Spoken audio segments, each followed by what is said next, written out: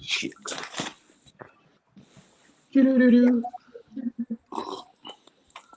We have white people problems in America. That's what we have. White people problems. You know what that is? That's where your life is amazing, so you just make shit up to be upset about. People in other countries have real problems, like, oh shit, they're cutting off all our heads today. Things like that.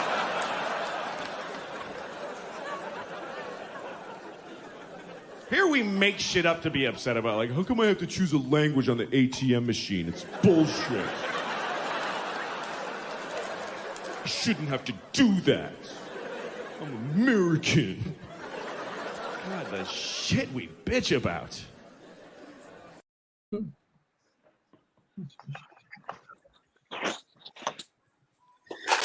Thank you. I'd like Good to night. send my condolences to the Asian community. I really do. But I have a question. When my black sisters come to y'all stores and buy hair nails, wigs, weaves, eyelashes, y'all treat them like shit. But now y'all need black people help. But when the white people come to y'all store, y'all treat them like royalty. I done seen it. But now when the white people show you who they really are and treat y'all like shit, y'all need black people help. Help us, help us. We need to stick together. Be careful who you treat when you treat them that way, because you never know when you need them. Black people are the real power of this world, and y'all need us now, like Mexicans and every other nationality. So be careful how you treat us.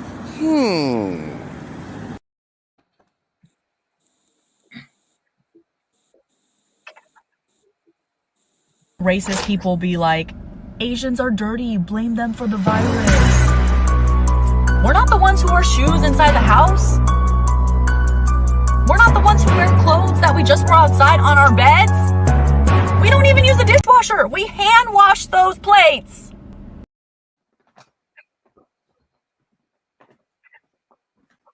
So a couple weeks ago, I was in Walmart and I was trying to walk through an aisle, and this lady blocked the entire aisle so I couldn't walk through. And she said, I don't want to get corona from some Asian bitch. And it bothered me. But the thing that bothered me the most, I think, was the 20-something white people there that did absolutely nothing. So, support your fellow Asians. Don't be a bystander. And, you know, if you're not supporting, I see you. And, frankly, I hate you.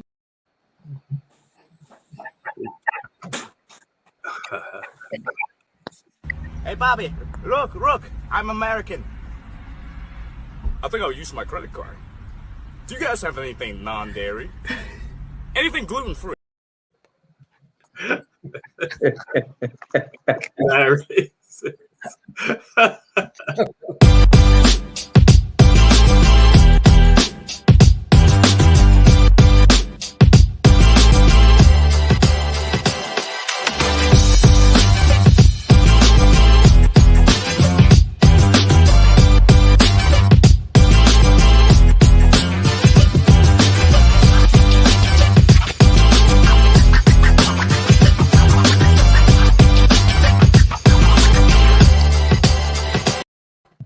Hello, everyone. Welcome to the Five.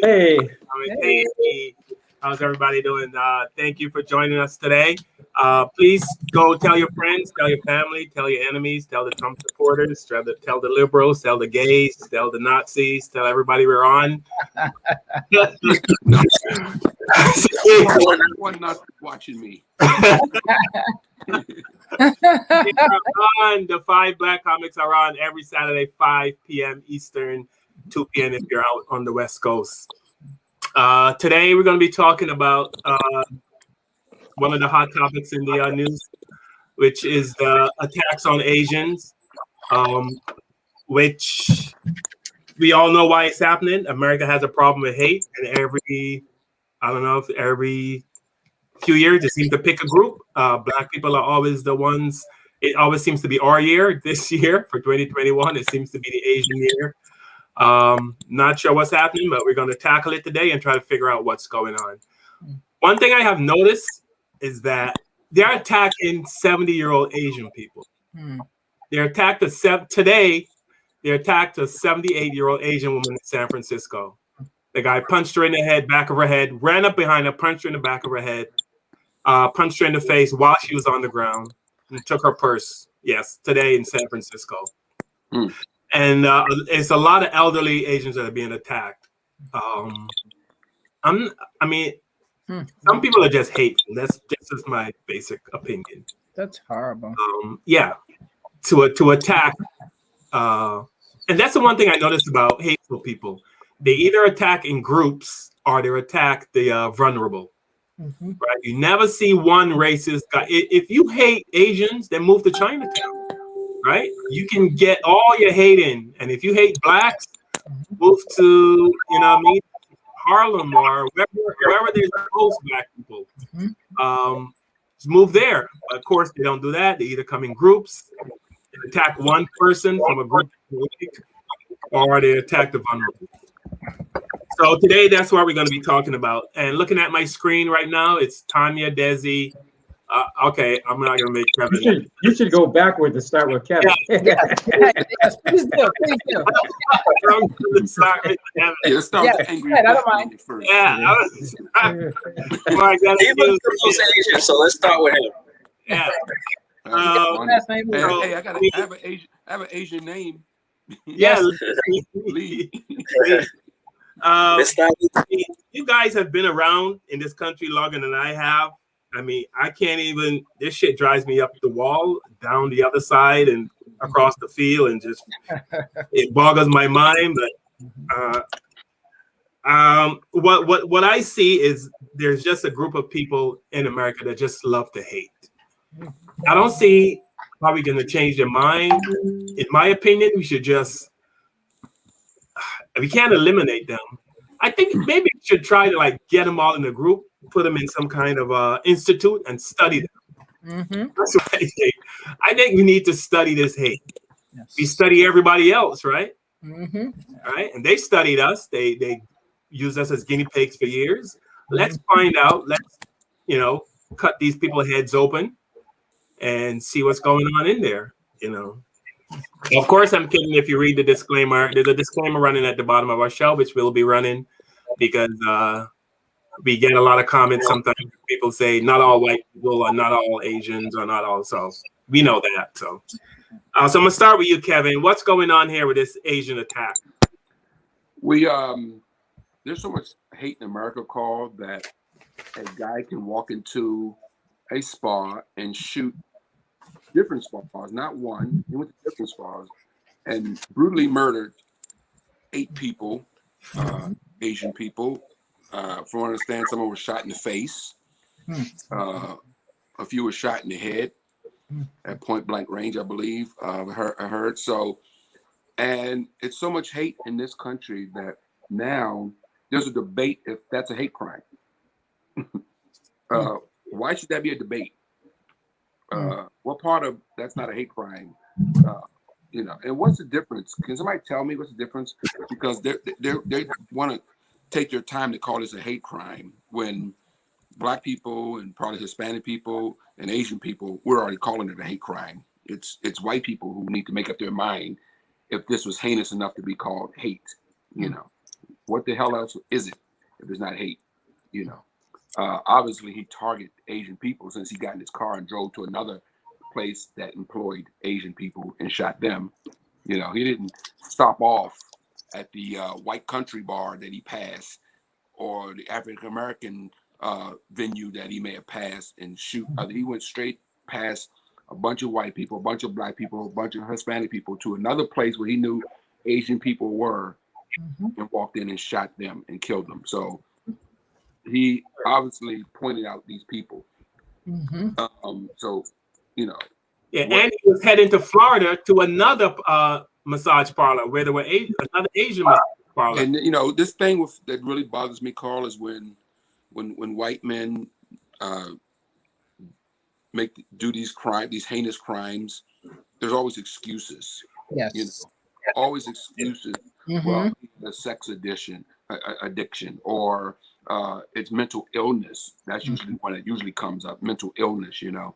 Well, a guy that went to the high school and shot everybody, mental illness. But George Floyd and others, you know, are murdered, shot 7 times in the back because they were apparently going for a weapon, or their wallet looked like a weapon, or their registration looked like a weapon, or their cell phone looked like a gun. I mean, we've seen every scenario you could think of African Americans dying at the hands of police, and most times not even having a weapon on them, you know. And here we see guys do these heinous crimes, you know, killing these people, you know, black and brown people in most cases, and then they're taken into custody without a scratch, not even a scratch. The sheriff said that he was having a bad day, right? Exactly. Yeah, that's my point, man. Well, he had said that if an African American male went into a business that employed all white people and he gunned them down in the shot them in the face and head. Well, he had stood on national television and said this guy was having a bad day. I don't think so. No. You know, all these people are in cahoots with each other, man. They're all, you know, it's a police officer that said this, you know, and now it's coming out that he's made some racist statements also on his Facebook page. You know, so that goes back to what we've been saying forever, man. These police officers out here have dirt on their hands, man. You know, and blood. They're just, you know, we saw that on January 6th, and that crowd was a lot of police officers, you know, and firemen, you know, and military, you know. Yeah, we got our hands full, man. You know, I feel bad for the Asian community. I mean, they're not new to this. They've been dealing with this since they came here also, you know. Like I said earlier in our pre-show, I'm a huge Bruce Lee fan and read every biography you can, you know, think of on Bruce Lee.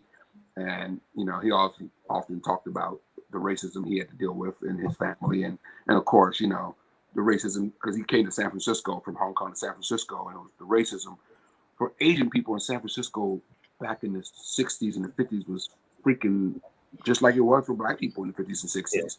It just didn't get the news, you know, that we received, the press. But yeah, I mean, yeah, man, I'm gonna show a quick video, Preach, and then I'm gonna go to you. But this was from back in the 60s, but I'm sure it still applies today. We're a racist society. We're still a racist society, and the police tend to be racist. And yet they began to change. Their job until then was keep the black people in their place. The law may say anybody can be served in this restaurant, but if a black couple came into a restaurant and wanted to be served, it wasn't legal. But the owner knew if he called the police, they'd say, "Get out of here." Get out of here. But that's what the police did. And there's a lot of resentment among black people. Not just poor black people, but people who were professionals, business people themselves. They received that treatment from the police. And now this is going to change. And not every police officer was ready to have it change. They're human. They were brought up this way in police work, and they were resentful, and there was a lot of racism. Right? I mean, like, okay, he's saying that a lot of officers are brought up this way and they were resentful, but aren't you a human being? You know? Nope, that's gone. Nope. If you can participate, they're human beings that hate. They're human beings that have this belief that they're better. They have this feeling of entitlement. Like, I'm entitled to have the stuff I have, and you're not. You're not. You don't deserve that. So it's like they're making themselves the exclusive race, even though they're not. But they're choosing to tell themselves they are. If you look at American history books, the whites are always the hero. You know, whether it be, oh, we got through this depression, we got through this drought, we got through this flood, we tackled this problem. They were always the ones that, as they wrote it, came up with the solution, came up with the, you know, we solved the problem. No one else ever seemed to help them or have an idea. Just like if you ask most people who invented the light bulb. When we went over this, when we did our Black Excellence, everybody will say Thomas Edison. But Edison's light bulb would have been useless because it burned on a paper filament. Okay, but it lasted 8 seconds. Yeah, but what I'm getting at, and I know I'm being redundant, and I know the answer to what I'm asking, but as a human being, don't you have feelings for people that are being treated like shit? As much as I run into racist people, as much as racist people piss me off, as much as racism pisses me off, if one of those racist people I saw was being strung up in a tree by black people or being burned by black, I would step in and say, no, we're not going to do this. Exactly. I would not watch a racist white person be hung, beat. You know what I mean? Because they're still human, and I'm still human. I have feelings. I could not watch someone treated like that. But this guy, that the video we just saw, he's saying that the police officers, they were brought up this way and they have a hard time getting. I mean, that you get what I'm saying? Like, are you not freaking human? We're not considered equal humans, man. That's why, Carl. We'll jump in real quickly because you remember the George Floyd murder. The other cops stood around and watched. They weren't all white men either, you know. They were black there. There was an Asian guy there, Asian guy there, you know. I'll say that again. There was a black cop there, you know. So they sit back and watch also because they didn't see George Floyd as equal. Because you were thought of as 3/5 of a human, right? I mean, that was in the Constitution. Yeah, that we are 3/5 of a human. But that's trickled down with a lot of people, man. That's trickled down still to this day. All right, Desi, I'm gonna go to you. Let me show this video. Now that we're on this, now that we're on this, I want to show this video. Say we treat every patient the same. Makes us feel good. It's just not true. Because as we've talked about, if a black patient and a white patient both have surgery, the black patient gets 40% less pain medication. As a viewpoint that black patients have thicker skin and fewer nerves. There's a whole mythology out there, or as you well know, black patients have 3 times the mortality of white women, except when the attending physician's black. Right? You need more black doctors.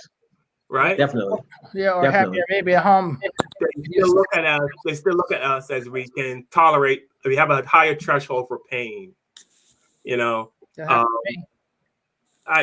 honestly, I don't see how we're gonna, bridge this divide. But Izzy, what are your thoughts? Okay, a few things I gotta say first.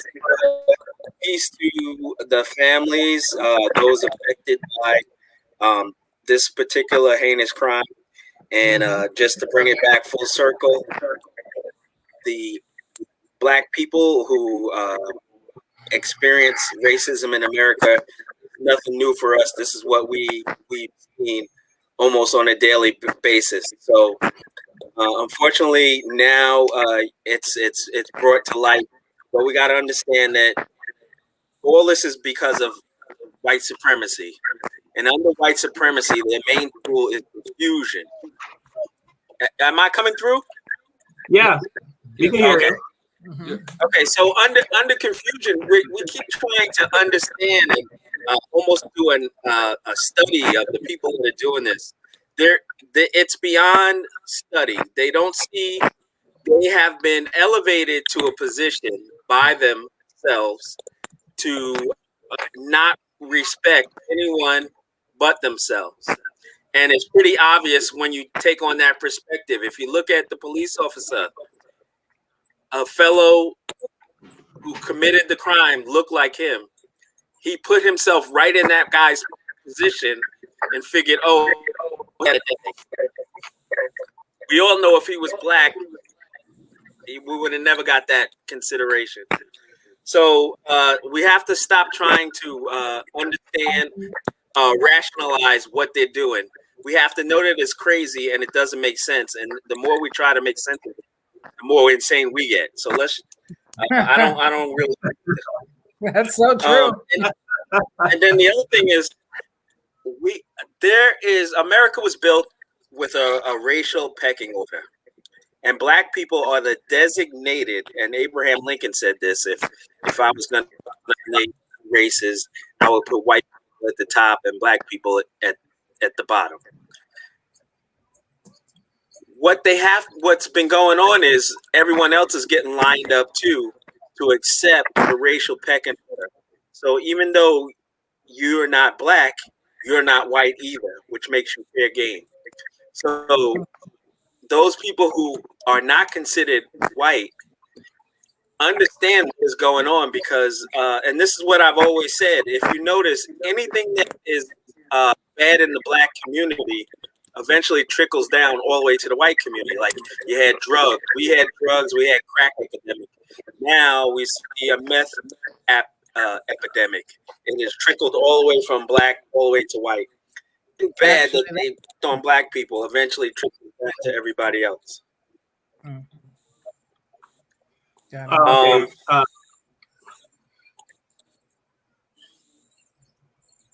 You still there, Des? You still collecting your thoughts?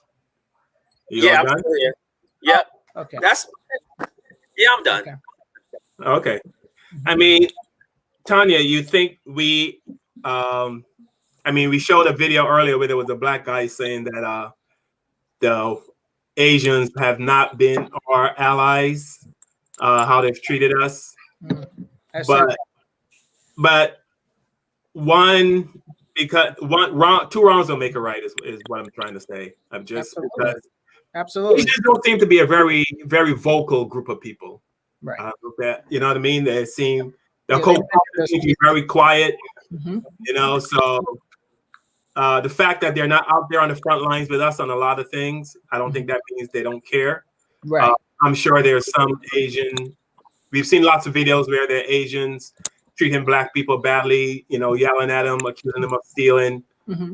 But I always think, is that the majority or is that the minority? Right. You know what I mean? Because bad things are always magnified. Right. Like we had a person on a panel that swore that people from the Caribbean didn't like Americans, and you know, but she had a run-in with a couple of people from one particular island in the Caribbean. Mm-hmm. And she just assumed all people from the Caribbean. So I'm very careful when we paint with a broad brush. And she said that about a guy who put together a show and put Americans on it. There you go. There it is. Yeah, I never thought of that. Two things.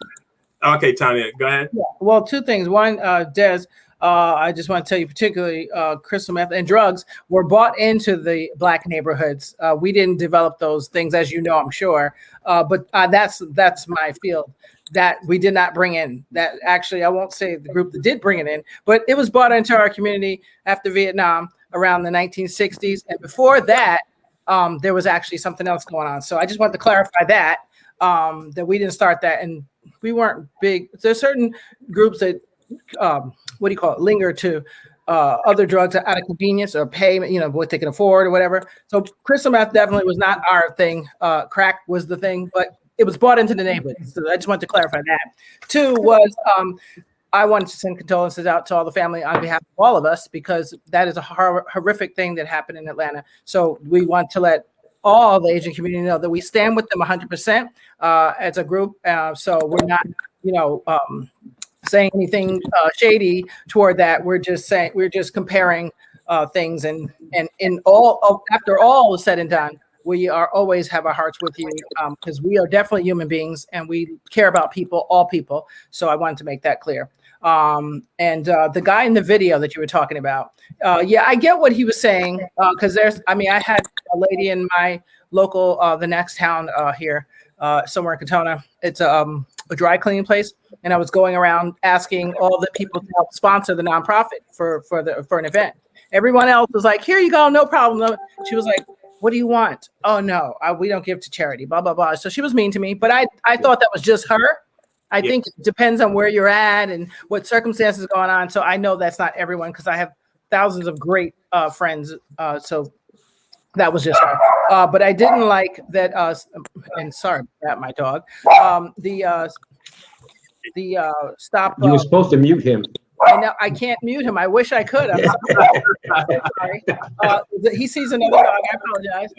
The stop. There's a hashtag going out that they want everybody to use. Stop Asian hate. And that's they put it in the press as that would allow people to come together and vent. You know, sort of like the protests in Washington that Black Lives Matter had. But the media has put it as you know, everybody's coming back together to grieve and heal and support each other.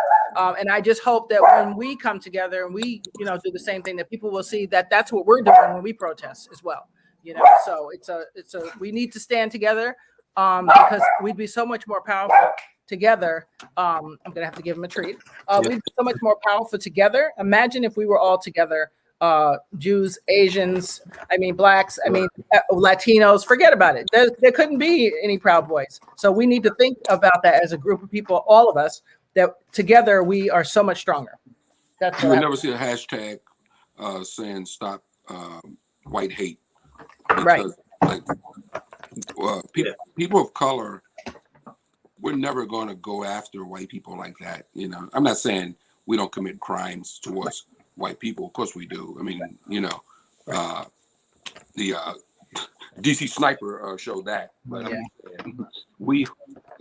normally it doesn't happen. You know, as much crap as you hear about Black Lives Matter or Antifa or whatever, we're just not built like that. We're not going to go after white people. We never have. Right. You know, it's not in our blood. Yeah. I mean, I've said this many times. I've never seen a person and not like them because they're white, because they're Asian. I've never had that feeling. Right. Someone has to do something to me for me to not like them. You know, I've never been in a conversation with a group of Black people, never. And the conversation is around, let's go get those whiteys, or let's go get those white, let's go kill some white people. It's never that. Every conversation I've had when Black people are talking about racism, it comes down to one basic question: what the hell did we do these people? That's at the end of every conversation. It always comes back to that. What did we do to these people? Right? We're just trying to live. You're just trying to breathe. You're just going about our business, and they just don't want us here. It's like those white. They don't want to share the earth with us. It's almost like they don't want you to have anything, nothing. They want you to have nothing. That's because it was built on thievery. So it was built on robbery, rape, thievery, and they took us from somewhere and bought us somewhere. Well, we had already been inhabited here, but that's another story. So they brought us here. So that's what the problem is that now that we can't be of service to them anymore, we're no longer of any use. That's really what that is. But that goes back to my original thing I said. But you're as a human being, why do you not want people? You know what I mean? You get what I'm saying? Like, they're not human beings. Those type of people. Those type of people that do that kind of atrocity, that go in and shoot somebody. There's something wrong with them. Yeah, no, they're not human. I don't consider them human. I'm dead serious. And I was serious about some kind of institute to study hate. You know what I mean? To study hate. Like, why do you hate? But they don't need to study it. You know why? There's a common denominator in hate in America, right? I don't have to say it. There's a common denominator in America when it comes to hate. There's one particular group that has a monopoly on hate crimes. Hey, before we get off this segment too, let me say this about the stop the Asian hate thing. Yeah. We saw this coming, didn't we? I mean, this started with the Kung Flu, right? Yes. I mean, this particular batch of hate started with the Kung Flu from the former president. But we saw this coming, man. We saw, we knew this was going to happen eventually. And he's still doing it. He was on TV 48 hours ago, still saying the Kung Flu. I mean, after the murder. And the China virus. The China virus. After the murder, he still had the audacity to still say the China virus, man. And nobody's holding him accountable. Nope. And that's why all this is going on. It'll get worse. And you know what's funny that you said that, Kevin? Because no one's paying attention to that little detail that this guy is still out here spreading that hatred. And those are pre-programmed things that you can put in people's mind and make them think a certain way. Like, even Dylan Roof or whoever. So many cases. I can't even go to which one. There's so many.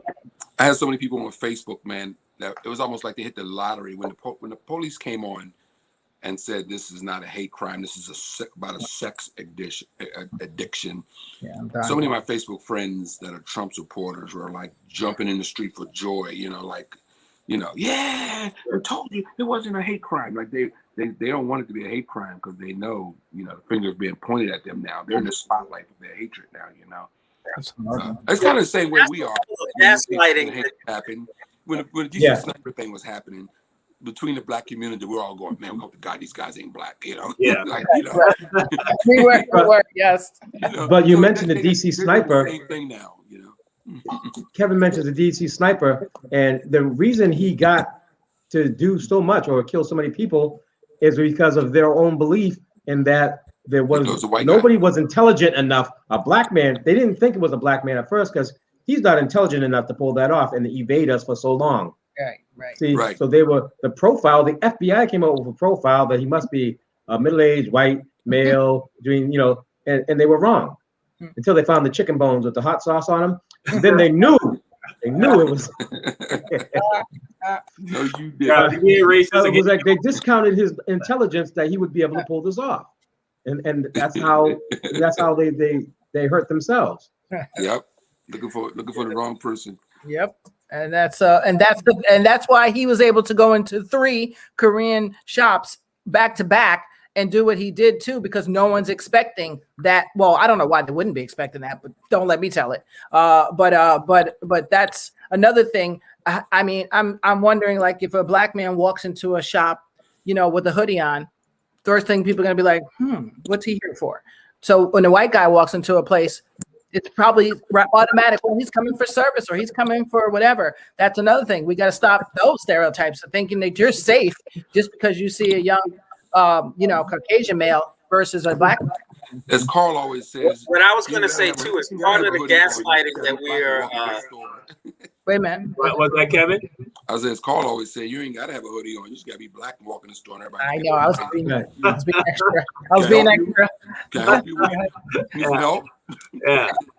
Can I come in first? Go ahead. Desi had something to say. Go ahead, Des. What I was saying is experiencing. Part of what white supremacy does is they tell you, don't believe what you see with your eyes. We're going to tell you what you saw. So even though Stevie Wonder can tell that was a hate crime, they're saying it was sexual addiction. We all know the level of hate and what the actions are that back that up. So the media just shows you that the media and the police are right in line. They're supporting white supremacy by not calling out the truth and telling us what we're seeing. Oh yeah. Right. White people never admit that someone is another white person is racist. I've had conversations with white friends, and I say, such and such is, I don't think he likes black. Mm-hmm. Oh, come on, Carl. He's never said anything racist around me. That's your imagination. Yeah, but he's never said anything racist on my lawn. Yeah, he's never said anything racist around me. Of course, he hasn't said anything racist around me. I mean, that's like if somebody said Governor Cuomo of New York is he's a sex abuser. And I go, oh, come on, he's never grabbed my ass. Right. Yeah. So, yeah. Although, let me stop. Never mind. We're gonna read some comments. Sorry. Michelle TYZ. I don't want to screw up your name, Michelle. Anybody know who that TYZ? Michelle Ties. Okay. You know her, Desi? That's your. Yep. She's my old supervisor, my old boss. Oh. Yeah, she fired you? Did she fire you? Yeah, she fired me. She fired. No. No. At the episode of this show. She said it's just making excuses for bad behavior. Once out of childhood acceptance, you need to think of yourself and make your own choices. Yeah, once you're out of childhood, you're responsible for yourself. I think most racist people feel scared or inferior and look for targets to look down upon. Yeah, that's why I always said, it's jealousy. I think racist people, they're just jealous and they look on our side and it looks like more fun and they just get pissed off. Or actually, Carl, one of a character we created in something we were working on It was exactly like that. They brought people around them so they could, you know, put them under their foot to make themselves feel better. Yeah. Well, also like that guy, the guy did say one correct piece in that video when he said that, oh, some stuff was raised this way. So when you have people raised that way, how do I say it? Yeah, it's just an expectancy, you know, like, well, I'm supposed to have this. And so you having this, and now all the rules have changed. That's why you got so many people upset and flipping out, because they don't understand that the rules were always made up. Yeah. They were always a lie. There was always a lie. The history books, all of it was all a lie. And now they were all waking up and saying, well, can we just go back and correct it first before we get to the reparation, before we get to anything else? Let's just tell the truth about it was a lie. And a lot of people can't do that because they're so stuck. And it's true. Yeah. It's going to be hard for someone to wake up and realize that their great-grandfather owned slaves and did horrible things, and you know that's why they got Aunt Janie with a tan. I mean, that's going to be hard to realize, you know. So it's hard. Yeah. Karen Francis said she asked actually, what does sexual addiction have to do with the massacre? Exactly. Nothing. Right? Yeah, exactly. If you have a sexual addiction and you go out and you buy a gun, the first thing you should do is shoot your dick. Right? No. No. If you want to take care of sexual addiction, right, that's the first thing that you should do. Loretta Bobbitt. I'm sorry. I'm gonna have to. I'm gonna have to card a red card on shooting. No, of the no, dick. it's not a red. Okay. There's no shooting of the dicks going on here. Okay. I got red. There'll be no shooting of dicks. Okay. If you are thinking about going out and shoot innocent people, and the choice is between shooting innocent people and shooting your penis, shoot your penis. That's all I'm saying. Yes. All right. These excuses are getting better and better, man. You know. Yeah, I mean, that's hard. I mean, when I heard that, I was like, "Am I hearing right?" And then I thought it was fake news. I was like, "Okay, I was watching fake news. Let me go look at another channel." And I was like, "This guy really said that?" The cop saying it. We've been saying all along. The craziness of what we're getting gaslight on is just getting more and more insane. Yeah. Everybody. Well, here's the weird part. They're taking the word. The police officers, the arresting officers are taking the word of a mass murderer. And the murder. I mean, right. Yeah. They're taking the word of a mass murder. Yeah. So sexual addiction. Okay. Yeah. All of a sudden now they want to get in our heads, but they don't want to get in our heads. So when you start listening to a guy that just brutally shot people in the face. Nope. It's horrible. Yeah, that's horrible. I mean, the more I think about it, like you said, because it's like it's becoming more insane. The more I'm thinking about it. If men with sexual addiction start killing people, we're all in trouble. Oh yeah. Yeah. Especially when the porn industry makes billions of dollars a year. So if all those people stopped watching porn and picked up guns, look out.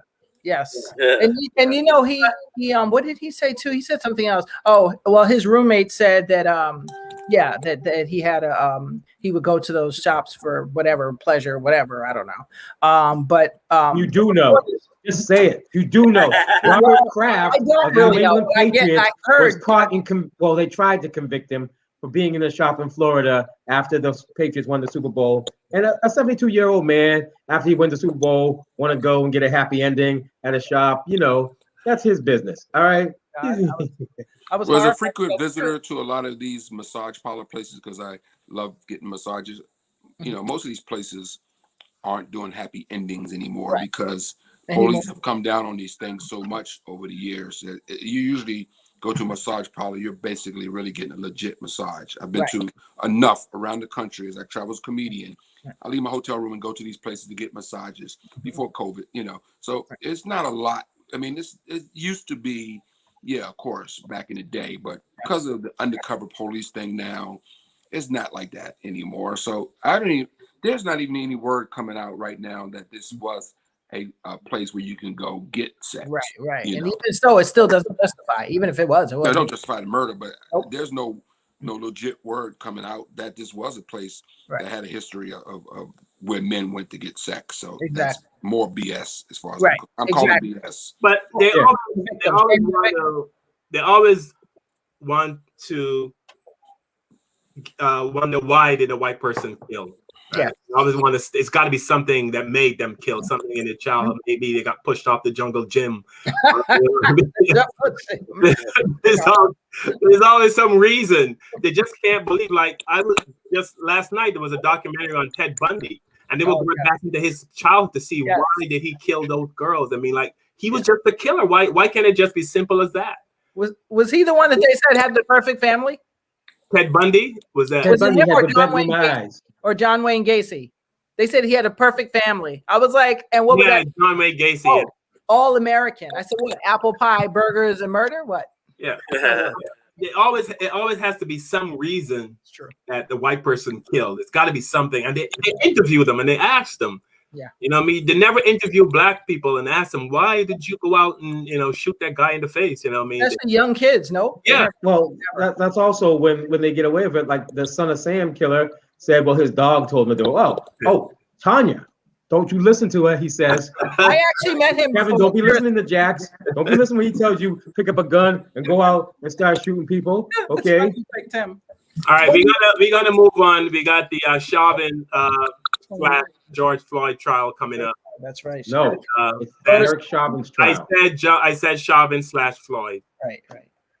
Chauvin / Floyd. It's, Derek George Chauvin Floyd is not on trial. I didn't say he was on trial. Right. I said it's a Chauvin / Floyd trial. He's on trial for killing George Floyd. Yes. Oh, yes. I'll agree with that. Okay. And Tanya pointed out to me that they added third degree as an option, third degree murder. Trying to. Now we have a video. We have video of him kneeling on George Floyd's neck. 8 minutes and 46 seconds. We have video that's gone around the world. What possible defense can they have for a third degree? We saw the guy put his hands in his pockets, right? And looked at the camera, looked directly into the camera with his hands in his pockets, and they still think third degree murder is consideration. Well, he slipped, fell, landed on his neck. These things happen. Hopefully, I don't see any other option other than life without parole. I'm not even accepting 10 to life, 15 to life. It's got to be life with no option of parole. He's not going to get that. Yeah. Well, part of it also because they, gave the family a settlement. There's the likelihood that the jury will be more lenient. Well, he's already dead, and he was a police officer, and they gave him $27 million, so we just let him off with something light. You gotta also remember the other guys haven't even gone to trial yet. Yeah. The ones who just stood there, they're going to get less charges. They may even walk because they didn't have the knee, even though they were, as far as I'm concerned, just as guilty as Derek Chauvin. Yeah. The thing is, let's look at the precedent. Sorry. Let's look at the precedent of what happened before. In the same city, there was a black police officer from Ethiopia, Noor, I think his name was, and he shot a lady who jumped on the hood of his car, and he shot out of fear and killed her. And he got, I think, 7 years. Yep. This guy deliberately sat on someone's neck for over 4 minutes. 9 minutes. 8 minutes and 46 seconds. Oh, okay. I thought you said he could have easily released the pressure. It was intentional. So there is a precedence there. Well, if Chauvin walks, they all. If he walks, I think if there's a riot, I've never been involved in a riot, but I'm telling you right now, I'm going to Home Depot and I'm loading up on bricks. You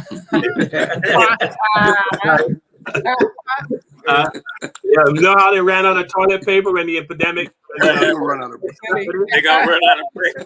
They're gonna run out of All bricks. I can say is if he walks, I feel bad for that town. I would not. If I had a business, I wouldn't. Yeah. You saw it beforehand. Imagine if this guy walks, it's like saying, "Screw you. Who cares? We just kill you on national television and get away with it." But that's the only way they're going to convict this guy because of fear that a riot might break out. They will. That's ridiculous. That's ridiculous. That's where we are. in this country that, well, let's give him some time in jail just because we don't want another riot, you know. And we already know that riots don't last forever. You know, we'll riot and cause havoc, you know, for 2 or 3 weeks, and then, you know, it's all over again. And then, you know, we're quiet until the next killing. Right. I think the problem is they have no agenda. So you got the riot, you got their attention, and they go, okay, so you were doing a riot. And instead of saying, yes, this is what we need change in your, you know, in the justice system or the way things are handled, we want these changes made. Instead, they riot, they grab stuff, some of them go to jail, and they go home, they go, well, I did get a 50-inch TV out of all this, and that's it. It's like, you need to do more. You need to do more. You need to have a plan. You need to have an agenda.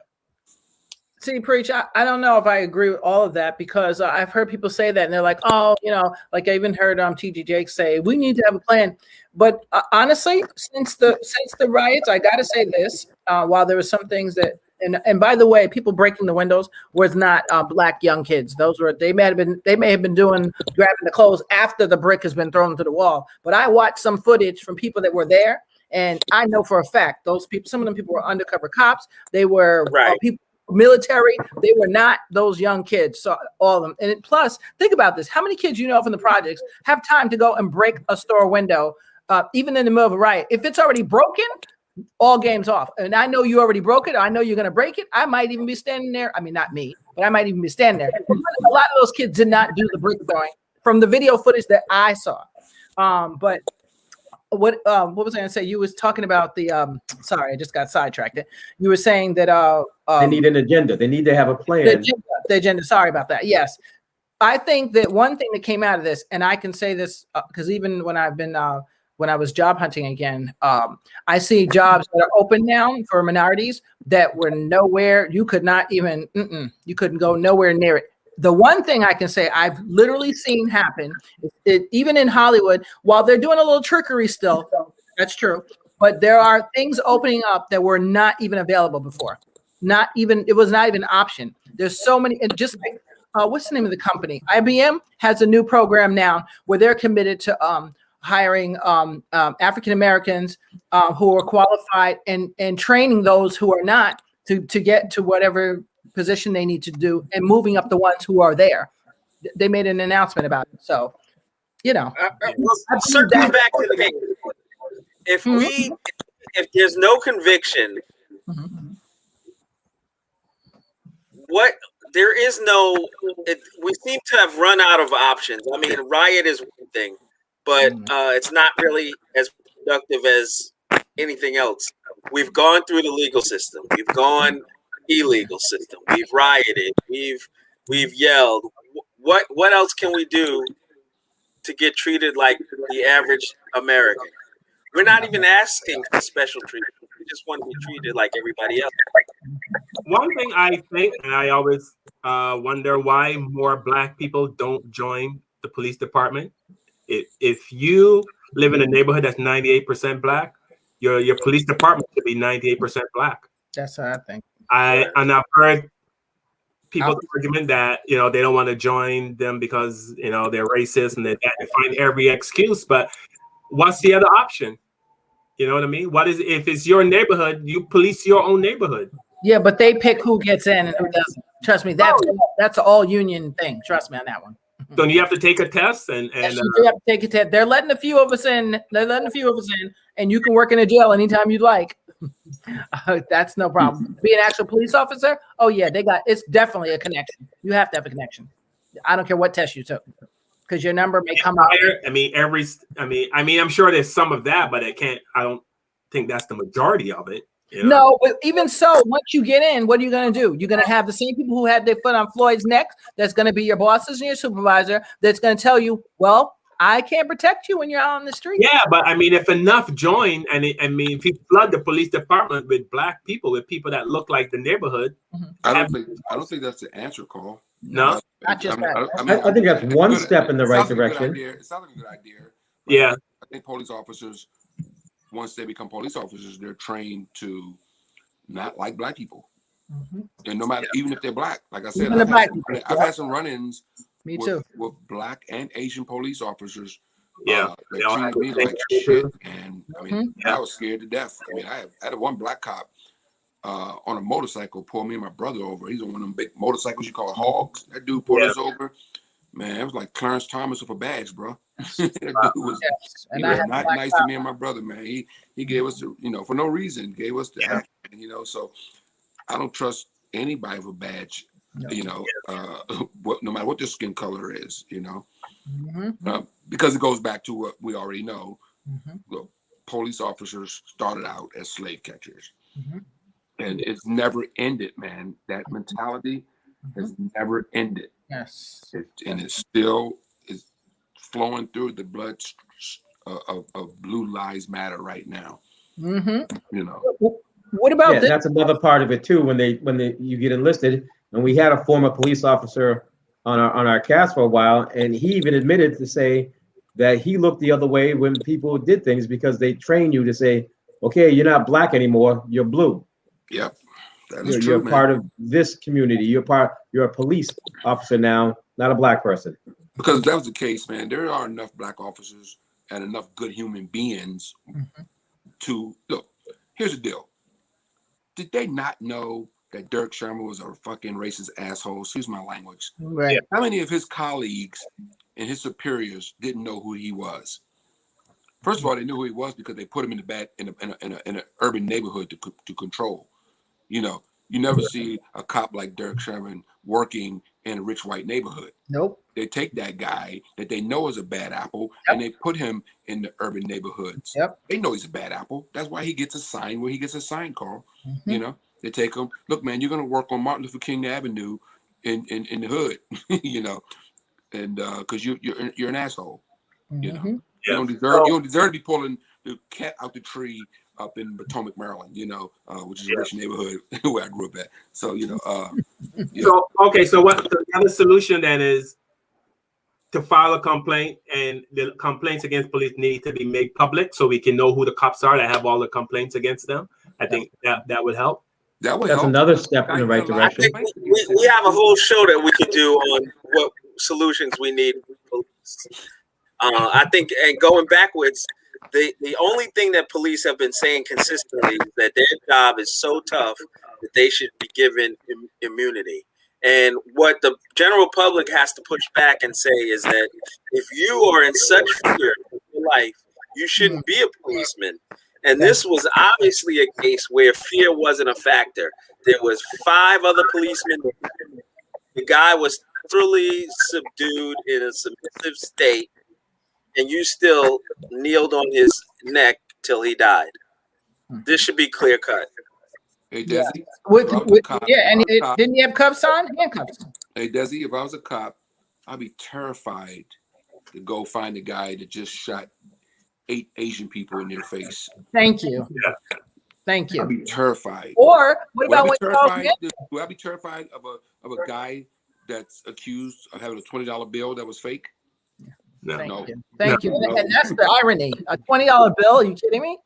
And that you don't even know that he really knew. I mean, but have you guys seen the report that says, which we all know, white people fear black people, and the darker the skin, the more fear they have of us. That's called guilt. It's just yes.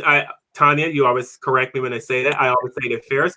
Tanya say it is guilt. I'm not sure what it is. If there's anyone watching, there's also, I forgot to mention, we only have like 10 minutes left, but if you want to join the show, I put the link in the chat. If you want to jump on, feel free to jump on. But there's this fear of black people. It's just a fear. Because of the whole history. It goes back to the same thing. We will never get past it until we all realize that this was a land that was stolen by our ancestors, and people were raped and beaten and taken from someplace else. So when you go with just that premise, nothing else can be reasonable or fair, because now all those people who stood by and all the grandchildren of those people who didn't say, well, we're going to change the trajectory of our family history. Yeah, my great grandparents were slave catchers, but we're going to make sure that we teach our grandkids about race and that we're not like that. Most people are not doing that. They're just waking up and saying, oh, wait a minute. So I've been living in an all-white neighborhood. My kids never exposed to anybody black or any other or any other culture. And all I'm teaching them is that how great they are and how beautiful they are. So what do you think happens when they go to Harlem for the first time and look around? These people are savages. Oh my God. Oh my God. Well, not now because it's gentrified, but you know. I was gonna say not now, not anymore. Not now. They'll be like, I need an apartment, Mom. But you know what I'm saying? Like it's embedded in the history. So therefore, it's just passed generation to generation to generation to generation that I'm the one that's right always.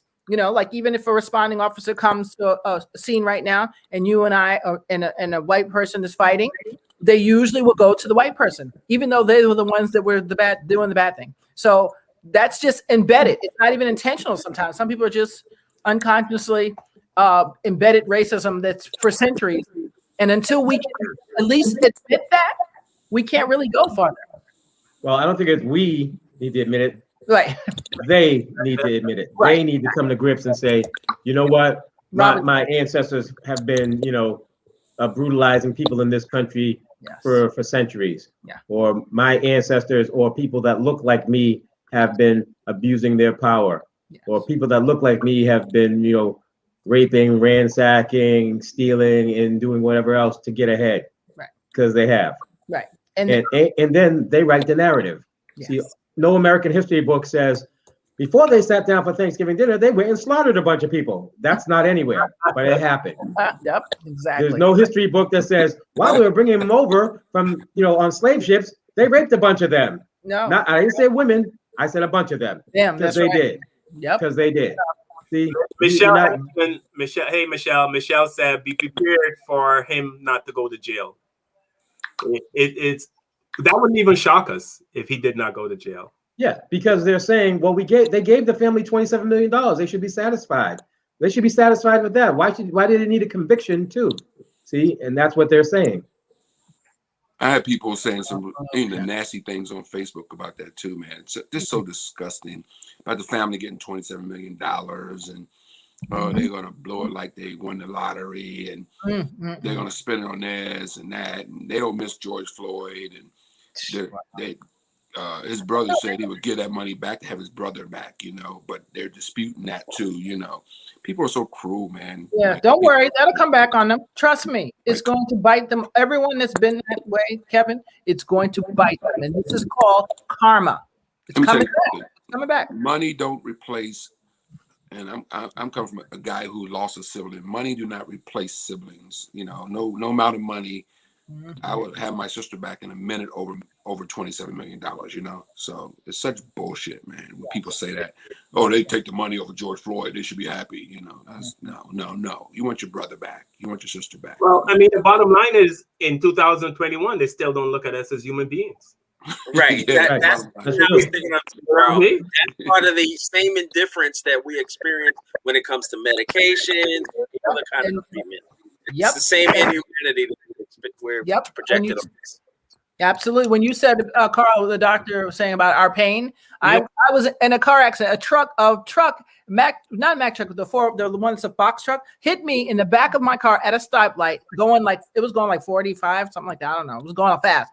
And luckily, I didn't get ejected from the seat because I had a good seatbelt on. But I came into the emergency room with the neck brace on, being rolled in. Do you know what the doctor says? Well, first the nurse came in. She didn't know the male nurse that came in and asked me already, what's your pain level? I was like at 15. But he was like, well, I want you to take. I said, no, I'm not taking that. And he's like, but your pain level. So then she comes in and she's like, oh, so what's your pain level? And I was like, I don't even know. It's past 10, but it's there. But I'm not taking X, Y, and Z. I just told her certain things I wasn't taking. And so she was like, oh, well, I'm just letting you know, we don't give out Oxycontins here. I was like, well, I'm a drug counselor and I know what Oxycontins are. And I was trying to convince you not to give me none. So you're a nurse. So what are you talking about? So she just assumed that my pain wasn't that bad because I was going to take the drug that the nurse wanted to give me. And then B, she assumed I wanted drugs or that I was an addict. Basically, she was my white neighbor was with me and literally cursed her out and said, how dare you? How dare you? So It's a real thing. Yeah, I mean, this whole racism, this systemic racism thing is just real. I mean, I pulled a story. This happened last week in Connecticut. The lady's name is Gwen Samuels. She runs a business. She's the CEO of her business. She deposited a check at the TD Bank, and I can say TD Bank because that's what it says here on the Huffington Post. And she was trying to get $1,000 back, and the teller refused to give her the $1,000 back. She deposited a check, and she wanted $1,000 to pay some bills for her business. And the teller said to her, she said, "Is the money available?" Yes, but I don't feel comfortable giving it to you. That's what? The white teller told her. This was last week. This is not like in 1802 or 1964. This is last week. Because and that made international news. That was in the English news. Yeah, it was all over the world that this happened in Connecticut. Yeah, in Stoughton, Connecticut, and the black lady, she said she felt like she would cry. You know what I mean? Because she's been banking at that bank for 16 years, and she's the CEO of a company.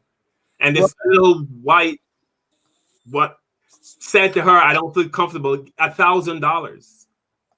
Oh, I would have been like, I don't feel comfortable in my account here. You had to leave and go to another TD Bank, and they did the transaction, no problem. You know? And I said that yes, 2 days ago, I go to my bank, and I had to physically go into the bank to move some money to one account to pay some bills. So when I went to pay my bills online to use that bill pay, use that bill pay online. Yeah, I didn't have access to the money that I transferred, so I called up to the girl that helped me and said, "Hey, I can't get access to my money to pay the bill." And she go, "Oh, well, I didn't give you whatever, some bank lingo she used to give me access to it because I figured you need help, paying." I was like, "Why would I need help from you to pay just fucking give me access to my money so I can pay my bills?" She felt like it was too much money for me to handle. You know what I mean? Like she felt I was going to go out and just buy a box of crack. You can't get a box of crack. It's a bag of crack. See, that's why you needed help. See, she was right. You did need help. Box of crack. What neighborhood do you live in? You're better than me because I'd be. She's like holding my money hostage because I can tell she felt this guy cannot. This is too much money for him to handle himself. And you know what? They teach you that in banking. I worked at a bank when I was a freshman in college, and there's two things they teach you first when you get into the bank. They teach you DTA.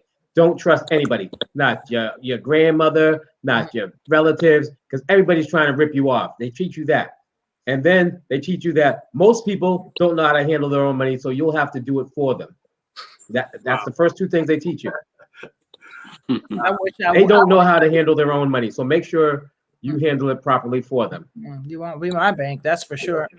All right, well, so the lady took the right step. She went and she got her money because she needed it immediately, and then she followed up and she of the bank and didn't get the proper resolution. Then she brought it to the press. So now we need almost a national level investigation to make sure that this is something worldwide, because we know that unfair banking can really mess us up. Yes. We already know with the redlining and everything else. If this is a condition, they should at least feel pressure so that they never do something like that again. Yes, it was TD Bank. It was a TD Bank in Connecticut. My bank. No, so it was a TD bank. Bank. It was a TD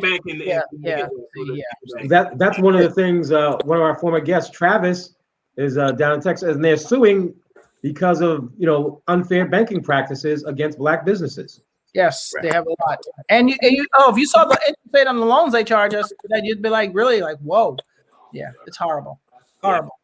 I mean, that's another show. Yeah, really. Yeah.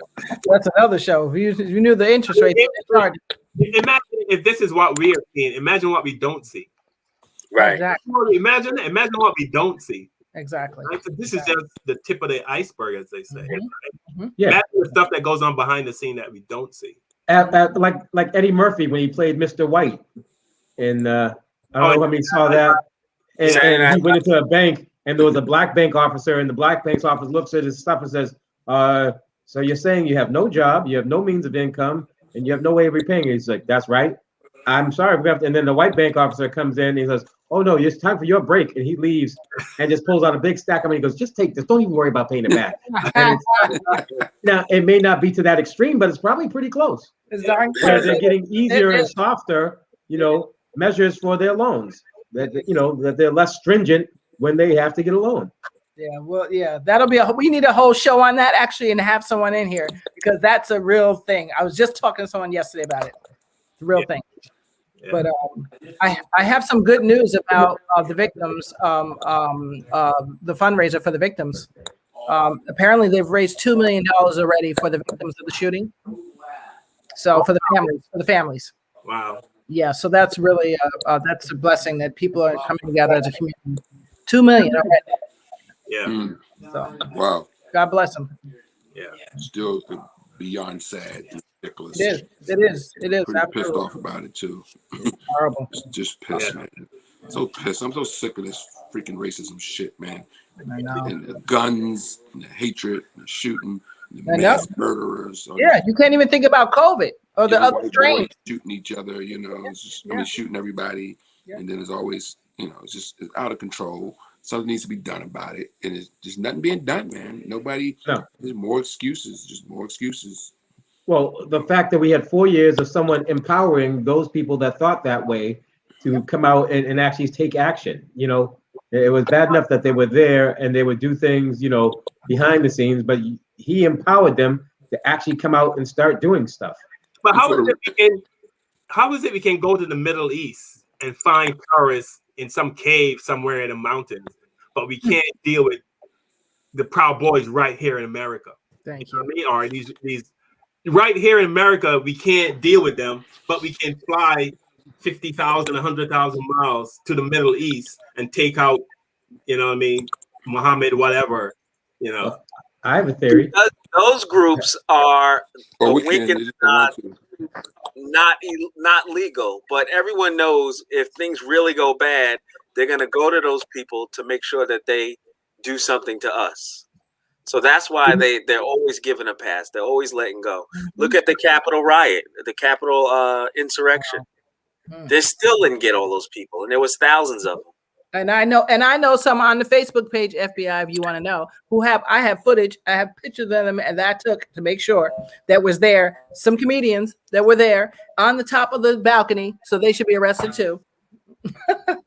Oh yeah, they didn't get half of the people. Half. Isn't it George Carlin that said America only kills brown people? I think it was George Carlin that did a bit. He said if you watch who all the world leaders that America killed, they're always the brown leaders, the brown people. It's a fact. Yes. It's a fact. It's sad. But all right, we're gonna wrap it up today. Wow, we blew through an hour. Yes. We want to thank everyone for watching the show today. We're here every Saturday, 5 p.m. Eastern. Please check out Tanya Cooper on the show. You said something, Desi? No, I'm saying next week I'm gonna get black frame glasses so me, Kevin, and Carl can start looking more alike. And the hat. I'll wear my hat next week.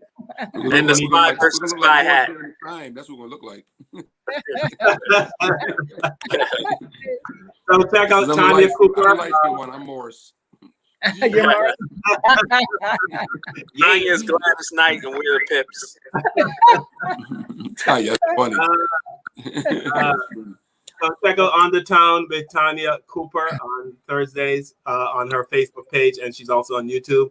Please pick up Kevin Lee's book, Playing with Fire, on Amazon. Desi Walker, not sure we can see you. See Desi and his kids anywhere you go in and Preach.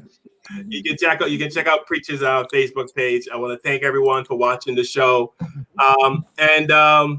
And Patricia, thank you so much for sending me all that information. Like I said all the time, it really helps. That's Kevin's better half. Yes. I was fighting for you last week. I was asking why the woman always the better half. Yes, why is that? That's what I said. That's exactly what I said. Why is that? Why is that? She is. Absolutely. I'm sure she absolutely is. Yep. Thanks to everyone for watching. Thanks. Let me get a couple. Karen Francis, thank you so much. And Anthony Wilder. Yes. Gina. Thank you so much, Prince. Shout out to my sister, Bridget, who watches the show. Hey, Bridget, Sister Lee. Thank you, sister. Michelle Henson, thank you so much. Let me grab a few more people here. Anthony Robinson, I think I mentioned him. Yes, everyone, but thank you so much. Please watch us on YouTube. Tell everyone about the show. Wait till we go and get big, because then we're not going to talk to you people. We're going to get once we blow up, we're going to get Michelle and Anthony. He's so great. You guys can stay with us because you guys are there from the beginning. But no, you guys know I'm just playing. Look. Shout out to all the people watching. We thank you. Please share on Facebook. We appreciate that. Share, like, subscribe. Share, subscribe on YouTube. Yes. And remember, Cinco Negro is us. we are Cinco Negros. You hear from a Cinco Negros? You get a friend request from Cinco Negro. Don't fear Cinco Negro. Cinco. That is the 5 Black Comics. Facebook will not allow us to call. That's crazy. We can't call it 5 Black Comics. It's just really. You call it 5 Black doesn't allow me to do separate and do comics. So I had to go with. I didn't want to just call it 5 Black, so I went with Cinco Negro. Wow. Because it sounded more exotic, I guess, but I'll probably change it. I like that, Cinco Negro. I mean, hey. Yeah, because it wasn't. Yeah, because I got like messages from friends going, "Are you Cinco Negro?" No, you would have said, "I am Uno Negro of the Cinco Negro." Bye, Kev. Bye, Des. Bye, everybody. Bye.